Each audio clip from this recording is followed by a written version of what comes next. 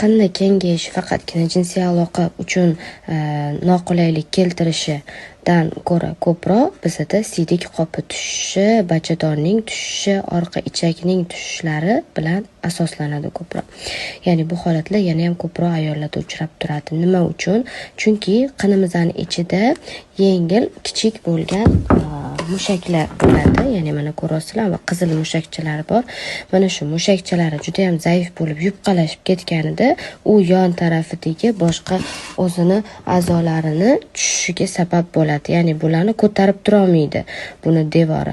Shuning uchun ham bular tez tushib ketadi va natijada sizda har xil prolapslar yuzaga keladi. Ya'ni qin tegi sohasidan rektotseliy chiqishi yoki qin tepa sohasidan mana bunaqangi bo'lib tushib kelishi yoki bo'lmasam bachadon bo'ynini chiqib kelishlari kuzatiladi. Bu sizni qiningizni kengayishi faqatgina jinsiy aloqaga ta'sir o'tkazib qolmaydi. Buni doim toraytirish